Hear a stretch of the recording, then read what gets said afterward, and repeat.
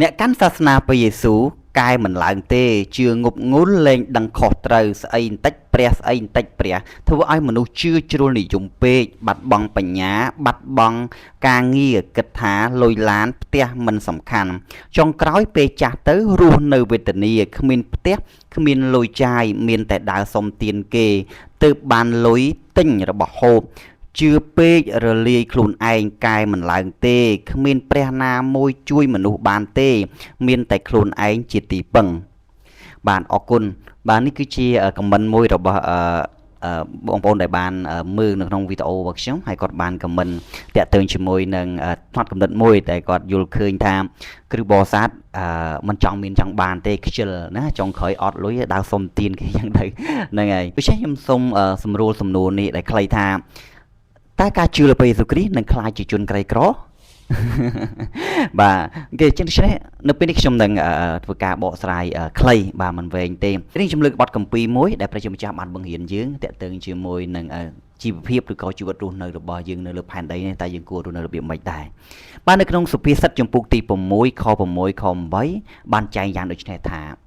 កូនកំចិលអើយចូលមើលស្រមោចហើយពិចារណាអំពីការរស់នៅរបស់វារួចយកមេរៀនពីវាទៅវាគ្មានអ្នកត្រួតត្រាគ្មានមេកាយគ្មានថៅកែទេតែនៅរដូវក្តៅវាប្រមូលចំណីនៅរដូវចម្រូតវាសន្សំស្បៀងទុកជនកំចិលអើយតើអ្នកនៅតែដេកដល់ណាទៀតតើដល់អង្កាលទើបភ្ញាក់ឡើងអ្នកចង់ដេកថែមបន្តិចចង់ដំអប់បន្តិចដេកអប់ដៃបន្តិចធ្វើដូច្នេះអ្នកនឹងខ្វះខាតហើយធ្លាក់ខ្លួនក្រភ្លាមដោយមិនដឹងខ្លួនដូចមានចោរចូលលួចប្លន់បាទបទគម្ពីរនេះគឺបានបង្រៀនយើងអំពីកុំឲ្យខ្ជិលណាហ្នឹងហើយកុំឲ្យខ្ជិលដោយព្រះជាម្ចាស់បានបង្រៀនយើងឲ្យមើលទៅកាន់នេះគេបាទឲ្យមើលទៅកាន់សាច់ស្រមោចណាសាច់ស្រមោចតែវាឧស្សាហ៍ព្យាយាមវាមិនដែលខ្វះខាតអាហារបរិភោគទេដូច្នេះក្តីបង្រៀនក្នុងព្រះគម្ពីរបានបង្រៀនថាអត់ឲ្យខ្ជិលទេឲ្យឧស្សាហ៍ឲ្យព្យាយាមណានឹងឧស្សាហ៍ឲ្យព្យាយាម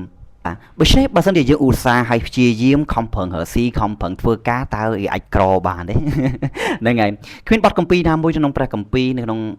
ការបង្រៀនរបស់ព្រះជាម្ចាស់បានបង្រៀនគ្រឹះបរិស័ទឲ្យខ្ជិលច្រអូសនោះទេបាទព្រះជាម្ចាស់មានបំណងឲ្យគ្រឹះបរិស័ទខ្លាចជាអ្នកមានបាទមានដើម្បីអ្វីបាទគឺមានដើម្បីជា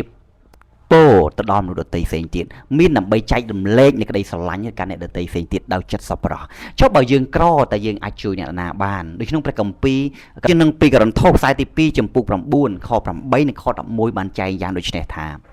ព្រះអង្គអាចនឹងប្រទានពរដ៏ហូរហៀរគ្រប់យ៉ាងដល់បងប្អូនដើម្បីបងប្អូនមានអ្វីៗទាំងអស់ដែលបងប្អូនត្រូវការដ៏ចាំបាច់នោះជានិច្ចហើយថែមទាំងនៅសល់បរិបូរណ៍សម្រាប់ចែកទានផងខ11ព្រះអង្គនឹងធ្វើឲ្យបងប្អូនទៅជាអ្នកមានគ្រប់វិស័យទាំងអស់ដើម្បីឲ្យបងប្អូនមានចិត្តសទ្ធាជ្រះថ្លាគ្រប់ចម្ពោះនិងឲ្យអ្នកឯទៀតអរព្រះគុណព្រះជាម្ចាស់ដោយយើងជួយគេបាទចឹងបទគម្ពីរនេះព្រះជាម្ចាស់បានបង្រៀនយើងថាព្រះអង្គនឹងឲ្យពរយើងតាមរយៈដៃការរើស៊ីការធ្វើការងារយើងឲ្យយើងមានបានដើម្បីឲ្យយើងមានជាបរិបូរណ៍ហើយហូរហៀរដើម្បីគេជួយដល់ជនដទៃផ្សេងទៀតជួយដល់សង្គមជាតិជួយដល់សង្គមមនុស្សដូច្នេះគ្រឹះបរិស័ទមិនអាចក្របានទេគ្រឹះបរិស័ទត្រូវតែមានគ្រឹះបរិស័ទត្រូវតែធ្វើការបាទដើម្បីមានបានដើម្បីគ្រប់គ្រងនឹងគ្រួសារបានគ្រប់គ្រាន់ហើយដើម្បីចែកទានផងបងប្អូនយល់ហើយនេះបន្តិចបាទនៅក្នុងជីវិតរស់នៅរបស់គ្រឹះបរិស័ទដូចជាសង្គមមនុស្សជាទូទៅនៅក្នុងពិភពលោកមួយនេះយើងត្រូវការអាហារបាទយើងត្រូវការសម្លៀកបំពាក់យើងត្រូវការផ្ទះស្នាក់នៅបាទយើងត្រូវការនិយាយរួមយើងត្រូវការលុយបាទដើម្បីចំណាយក្នុងការរស់នៅលើជីវភាពរស់នៅរាល់ថ្ងៃយើងមិនអាចអត់បានទេដូច្នេះបើសិនបើយើងត្រូវការបែបនេះតើមានចំណុចឬមូលហេតុបែបណាដែលយើងត្រូវក្រត្រូវយើងខ្ជិលឬក៏យើងមិនធ្វើការនោះបាទដូច្នេះនៅក្នុងស្ដីបង្រៀនក្នុងព្រះគម្ពីរมันបានបង្រៀនគ្រឹះបរិស័ទឲ្យខ្ជិលច្រអូសទេហើយក៏មិនបានរៀបគ្រឹះបរិស័ទយកភាពក្រីក្រដាក់នឹងខ្លួនដែរគឺព្រះអង្គម្ចាស់មានព្រះបន្ទូលជាច្រើនណាស់នេះខ្ញុំលើកយកតែខគម្ពីរខ្លះតែប៉ុណ្ណោះដែលព្រះអង្គម្ចាស់នឹងប្រទានពរដល់យើងខ្លាចជាបុគ្គលដែលមានបានហើយព្រះអង្គម្ចាស់ឲ្យយើងឧស្សាហ៍ព្យាយាមមានន័យថាព្រះអង្គនឹងប្រទានព្រះពរដល់ដៃដែលយើងព្រមធ្វើរាល់ថ្ងៃនេះដែលឧស្សាហ៍ព្យាយាមហ្នឹងហើយព្រះគម្ពីរបានប្រាប់ថាឲ្យយើងចេះស្រឡាញ់អ្នកដទៃដូចស្រឡាញ់ខ្លួនឯងមានថាឲ្យយើងចេះជួយអ្នកដទៃដូចជាជួយអ្នកដទៃអ្នកណាគឺក្រុមគ្រួសារសាច់ញាតិបងប្អូនសង្គមជាតិមនុស្សដទៃជាតិមនុស្សជាតិទាំងឡាយដើម្បីជាទី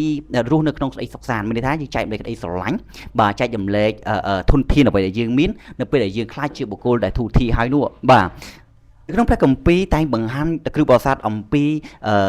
ភាពមានបានដើម្បីគេដើម្បីយើងបានចែកទាននិងក្តីស្រឡាញ់តាមមនុស្សផ្សេងទៀតដូច្នេះមូលហេតុនេះឯងបានជាយើងមិនត្រូវការមិនអាចក្របានទេដូច្នេះតើ យើងអាចនឹងខ្ជិលមករបៀបមិនដែរខ្ជិលកើតអត់ទេបាទដូច្នេះអ្វីដែលបងប្រុសខមមិនមកជាការយល់ខុសមួយបាទក្នុងគឺបរិស័ទយើងមិនបានរស់នៅដោយភាពខ្ជិលច្រអូសទេបាទរហូតដល់សុំទានគេនោះទេហ្នឹងហើយប៉ុន្តែយើងដឹងថាព្រះអង្គម្ចាស់នឹងប្រទានពរដល់ដៃរបស់យើងហើយឲ្យយើងធ្វើការដោយគេបាទដោយមើលដូចគំរូដូចជាសាច់ស្រមោចអញ្ចឹងវាធ្វើការអត់ឈប់អត់ឈរទេដើម្បីប្រមូលស្បៀងទុកហ្នឹងហើយអញ្ចឹងវាមិនខ្វះខាតទេដូច្នេះការរស់នៅរបស់យើងរាល់ថ្ងៃយើងត្រូវការឧស្សាហ៍ព្យាយាមដើម្បីឲ្យយើងមានអាហារបរិភោគគ្រប់គ្រាន់ឲ្យបើយើងមានទ្រព្យសម្បត្តិគ្រប់គ្រាន់រហូតដល់យើងអាចចែកទានដល់អ្នកដទៃផ្សេងទៀតផងណានៅពេលនោះឯងគេហៅថាយើងធ្វើជាទីបញ្ចេញពរដល់សង្គមមនុស្សនៅលើពិភពលោកមួយនេះហើយខ្ញុំសូមអាហាញតិន័យបន្តិចបាទដើម្បីបងប្អូនបានដឹងខ្លះអំពីជីវិតរបស់គ្រីស្ទបរិស័ទបើតាមតិន័យរបស់ World Christian Database នៅឆ្នាំ2026នេះគ្រីស្ទបរិស័ទក្នុងពិភពលោកមានតិន័យប្រហែលជា2.53 ពាន់លានអ្នកនៅលើពិភពលោកបាទដូច្នេះកំណើនគឺបរិស័ទបានឡើងរហូតដល់ 2.53 ពាន់លានអ្នកនៅក្នុងពិភពលោកបាទកំណើនច្រើនបាទកំណើនច្រើនជាមួយគ្នាក្នុងតាមតិនន័យនៅឆ្នាំ2026របស់ World Christian Database បានបង្ហាញថាគ្រីស្ទបរិស័ទក្នុងសកលលោកបានបរិច្ចាគប្រាក់ប្រមាណជាង 1.081 trillion ដុល្លារក្នុងមួយឆ្នាំទៅកាន់កម្មវិធីសប្បុរសធម៌និងបេសកកម្មគ្រីស្ទបរិស័ទទូទាំងពិភពលោកបាទដូច្នេះតាមតិនន័យគ្រីស្ទបរិស័ទក្នុងសកលលោកបានបរិច្ចាគប្រាក់ 1.081 ពាន់ trillion ដុល្លារក្នុងមួយឆ្នាំច្រើនណាស់មហាសាលហ្នឹងហើយដូច្នេះតើអ្នកក្រអាចបរិច្ចាគបានទេហ្នឹងហើយបើអត់លុយបរិច្ចាគបានទេបាទគឺដោយសារតែយើងមានលុយបានយើងបរិច្ចាគបានមិនមែនទេហ្នឹងហើយហើយមួយទៀត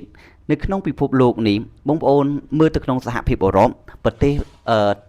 អភិវឌ្ឍប្រទេសជឿនលឿនទាំងអស់ប្រទេសទំនើបកម្មជាប្រទេសដែលមានគ្រីស្ទបរិស័ទយ៉ាងច្រើនទាំងនៅអាស៊ីទាំងនៅអឺរ៉ុបបាទមិនមែនគ្រីស្ទបរិស័ទជាជនក្រីក្រនោះទេឬក៏ជាជនខ្ជិលច្រអូសនោះទេបាទដូច្នេះបងប្អូនអាចមើលគំរូទៅដល់គ្រីស្ទបរិស័ទនៅក្នុងសហភាពអឺរ៉ុបបាទនៅអាមេរិកឬក៏នៅអាស៊ីក្តីត្រឹមប្រទេសកូរ៉េឬនៅប្រទេសសិង្ហបុរីក៏មានគ្រីស្ទបរិស័ទជាច្រើនដែរហ្នឹងហើយពួកគេសុទ្ធតែជាអ្នកដែលជាអ្នករស់ស៊ីជាអ្នកធ្វើជំនួញជាអ្នកធ្វើការដែលអត់មានសម្រាប់ទេបាទប្រមូលលុយបាទធ្វើការអត់សម្រាប់ទេសូម្បីតែខ្ញុំតោះទោះបីខ្ញុំជាគ្រូគង្វាលហ្នឹងហើយទោះបីខ្ញុំជាអ្នកដឹកនាំម្នាក់នៅក្នុងក្រុមជំនុំក៏ខ្ញុំជាអ្នករស់ស៊ីដែរខ្ញុំក៏មានមុខរបររស់ស៊ីដូចគ្នាបាទប្រឹងណាស់រងហើយនេះដើម្បីគេដើម្បីចិញ្ចឹមគ្រួសារចិញ្ចឹមប្រពន្ធកូនហ្នឹងហើយដើម្បីចែករំលែកក្តីស្រឡាញ់ឬក៏ធនធានខ្លួនឯងមានទៅកាន់ក្រុមជំនុំឬកាន់មនុស្សដទៃផ្សេងទៀតនៅក្នុងសង្គមដូចគ្នាបាទនេះឯងគឺជាអ្វីមួយដែលរូបភាពមួយខ្ញុំសូមលើកចិត្តបងប្អូនថាខ្ញុំសូមបញ្ជាក់ថាជំនឿក្នុងគ្រីស្ទបរិស័ទមិនមែនដើរទៅកាន់ភាពក្រីក្រទេជំនឿគ្រីស្ទបរិស័ទគឺដើរទៅកាន់ភាពមានបាននៃព្រះពររបស់ព្រះជាម្ចាស់ដែលនឹងបង្ហូរចុះនៅក្នុងជីវិតរបស់យើងម្នាក់ៗដែលជាអ្នកដែលដើរតាមនឹងជឿលើព្រះយេស៊ូវគ្រីស្ទបាទអរគុណនេះសង្ឃឹមតែជាទិន្នន័យមួយយ៉ាងខ្លីដើម្បីបងប្អូនអាចពិចារណានិងកុំឲ្យយល់ខុសបាទនៅអ្វីដែលខ្ញុំបានលើកឡើងនេះហើយដូចជាការឆ្លើយសំណួរទៅកាន់បងប្អូនដែលបានខមមិនផងដែរបាទអរគុណបើសិនជាវីដេអូនេះមានប្រយោជន៍ដល់បងប្អូនអាចជួយ like ជួយ follow ជួយឬក៏មិនពាក្យល្អៗឬក៏លើកទឹកចិត្តគ្នាទៅវិញទៅមកបាទហ្នឹងហើយដោយសុជីវធម៌ផងដែរអរគុណសូមជម្រាបលាសូមព្រះម្ចាស់ប្រទានពរយ៉ាងបរិបូរណ៍